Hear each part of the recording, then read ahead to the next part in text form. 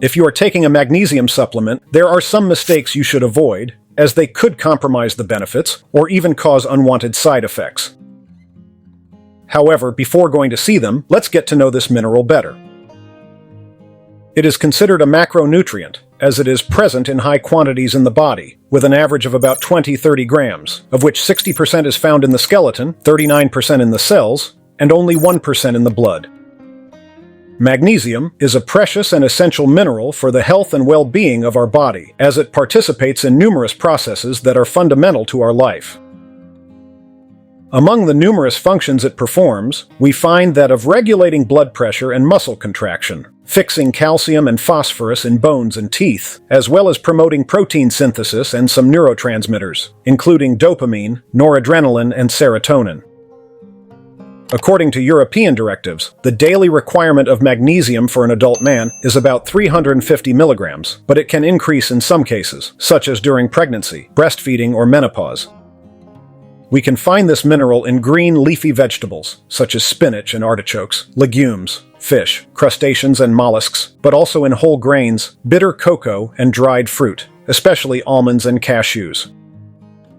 However, when magnesium levels in the body decrease, you may experience muscle cramps, chronic fatigue, headaches, cardiac arrhythmias, and insomnia. In this case, after consulting your doctor, you can resort to taking magnesium supplements, avoiding some of these mistakes. 1. Choosing the wrong supplement. The first mistake made by the vast majority of people is to choose the wrong supplement, thinking that one is as good as another. In reality, magnesium supplements are not all the same, and are mainly divided into two categories, organic and inorganic.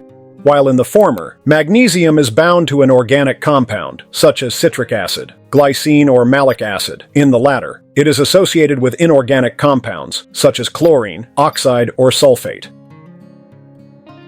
The main difference between these two families of magnesium salts is their bioavailability. That is the quantity that is absorbed by the body to carry out its physiological functions.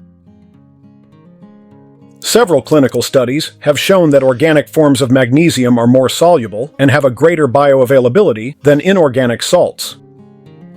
For this reason, they are particularly indicated in case of a deficiency of this mineral, but also to promote sleep and combat tiredness and muscle cramps. Supplements based on inorganic magnesium salts, on the other hand, are absorbed less by the body, carrying out a more targeted action in the gastrointestinal tract. Thanks to their ability to relax the walls of the colon and to draw water into the intestine, they make the stool softer, counteracting constipation. Not only, they can also be used as an antacid, as thanks to their ability to neutralize gastric acids, they help alleviate the symptoms of gastroesophageal reflux and heartburn. 2. Take it together with some medicines or foods. The magnesium we consume through diet or a specific supplement is absorbed by the small intestine, particularly in the jejunum and ileum, and to a lesser extent by the large intestine. However, the body is able to absorb between 30% and 50% of it, so it is important to avoid further interference with certain medicines, supplements, or foods. Among the medicines capable of reducing the absorption of magnesium, we find bisphosphonates, antibiotics, such as tetracyclines and gentamicin, but also antacids and proton pump inhibitors, as well as antipsychotic or neuroleptic drugs, and an abuse of diuretics and laxatives. Prolonged and intensive use of these medicines can hinder the correct absorption of magnesium and cause a long-term decrease in the levels of this mineral with possible repercussions on health. For this reason, before taking any magnesium supplement, it is important to talk to your doctor. As for nutrition, there are some foods, or rather compounds, that limit the absorption of magnesium. Among these, we find foods rich in dietary fiber, especially insoluble fiber, contained in bran and whole grains. Also be careful with the consumption of oxalates and phytates. The former are natural chemical compounds that we can find in greater quantities in some plant foods, such as spinach, rhubarb, chard, and red beets, but also in the leaves of the tea plant, chocolate, walnuts, and hazelnuts. Phytates, on the other hand, are substances present mainly in cereals and legumes, but also in oilseeds and nuts. These compounds, once ingested, bind with various minerals, including magnesium, reducing their absorption. However, experts do not recommend eliminating them from your diet, but suggest avoiding consuming them with a magnesium supplement in order to reduce interference and optimize the assimilation of the mineral. 3. Dosage and duration of treatment. Many people who take any magnesium supplement expect to see immediate results, but in reality it could take several weeks or even months.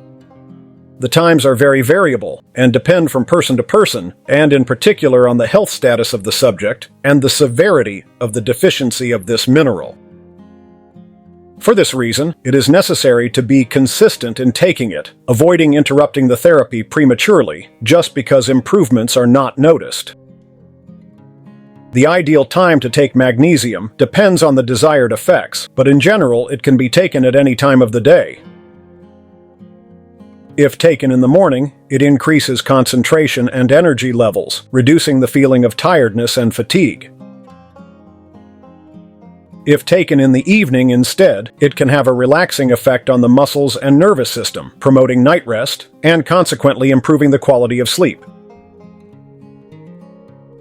Experts remind that magnesium can be taken on an empty or full stomach, but the choice depends on the type of supplement and individual sensitivity.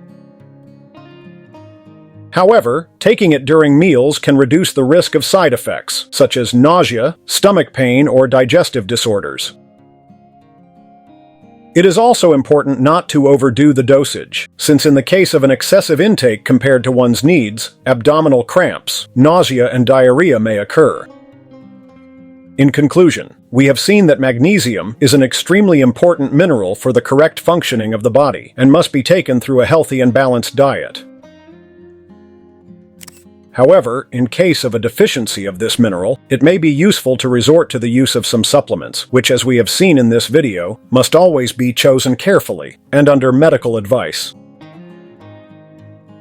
A simple blood test can be used to check your magnesium levels, although the results may not always be completely representative of your body's actual magnesium stores. This is because only a small percentage of it circulates in your blood, while most of it is found in your bones and inside your cells.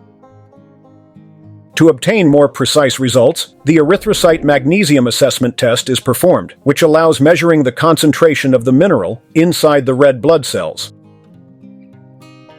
Only in this way is it possible to obtain a more accurate assessment of magnesium reserves at the cellular level.